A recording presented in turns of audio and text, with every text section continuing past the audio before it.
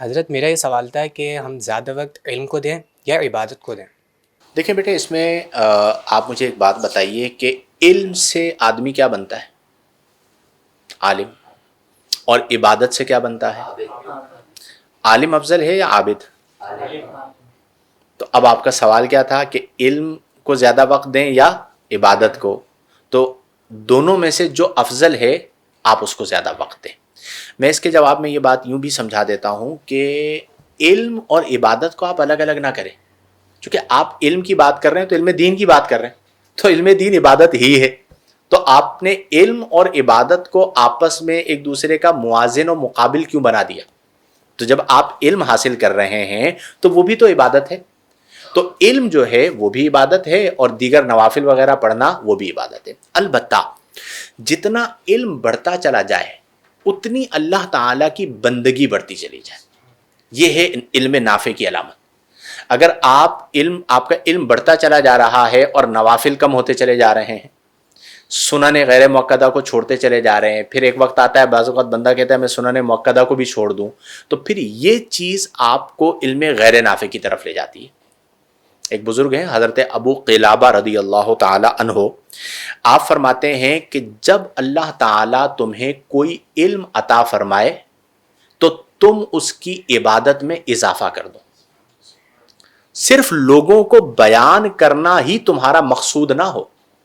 اس کا مطلب کیا ہوا؟ اور ہمارے اکابرین کو آپ دیکھیں کہ علم کے پہاڑ جبال العلم ہوا کرتے تھے اور پوری پوری رات نوافل ادا کیا کرتے تھے، تلاوت قرآن کیا کرتے تھے. ہم کیا کرتے ہیں؟ بعض اوقات ہمارا علم بھی انتہائی سطحی ہوتا ہے، لیکن ہم کہتے ہیں بھائی چونکہ میں عالم بن گیا ہوں تو میں زیادہ وقت کتابوں کو دوں گا. تو وہ جو نوافل پڑھنا ہے، ذکر و اذکار کرنا ہے، تلاوت قرآن کرنا ہے، اس کی تاثیر زیادہ ہے. اچھا، علم کس لیے ہے؟ معرفت کے لیے. یعنی علم سے کیا حاصل ہوگی؟ جتنی معرفت بڑھے گی اتنی عبادت بڑھے گی. جی چاہے گا، یعنی آپ جتنا رب کی صفات کو پہچانتے چلے جائیں گے تو اتنا آپ کا جی چاہے گا کہ میں رب کی اور عبادت کروں، رب کی اور عبادت کروں. تو اس لیے علم کے اندر مصروف ہو کر اپنی جو روٹین کی عبادات ہیں انہیں متاثر نہیں کرنا چاہیے. بلکہ میں ایک اور بات یوں سمجھاتا ہوں اکثر طلباء کو کہ جو آپ عبادات کر رہے ہوتے ہیں وہ عبادات ہی آپ کو قوت دے رہی ہوتی ہیں کتاب پڑھنے کی.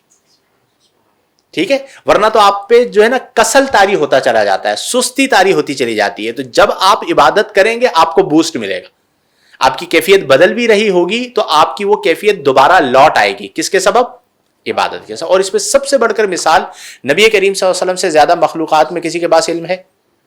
سب سے بڑے عالم، سب سے زیادہ علم رکھنے والے مخلوق میں ہمارے پیارے آقا کریم علیہ افضل الصلاۃ والتسلیم ہیں، سب سے زیادہ علم.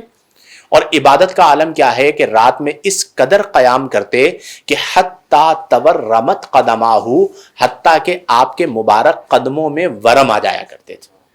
تو مجھے ان لوگوں پر حیرت ہوتی ہے جو بعض اوقات طلباء کو یہ کہتے ہیں کہ بھئی اب آپ عالم بن رہے ہو، نوافل پڑھنے کی کوئی ضرورت نہیں ہے، آپ کتابیں وہی ٹائم جو ہے وہ کتاب کو دے دو. یہ غلط روش. نوافل سے آپ دور نہ کیجیے، سنن غیر مؤکدہ سے بھی آپ دور نہ کیجیے. جتنی عبادت زیادہ ہوگی، عبادت سے مراد بندگی، اتنا آپ کا تقویٰ بڑھتا چلا جائے گا. تو اس لیے علم کو بھی ٹائم دیں، عبادت کو بھی ٹائم دیں. اور حضرت ابو قلابہ رحمۃ اللہ علیہ کے قول کے مطابق کہ جب اللہ تعالیٰ تمہیں کوئی علم عطا فرمائے تو تم اس کی عبادت میں اضافہ کر دو. تو یہ چیز پھر آپ کو علم نافع کی طرف لے کر جائے گی.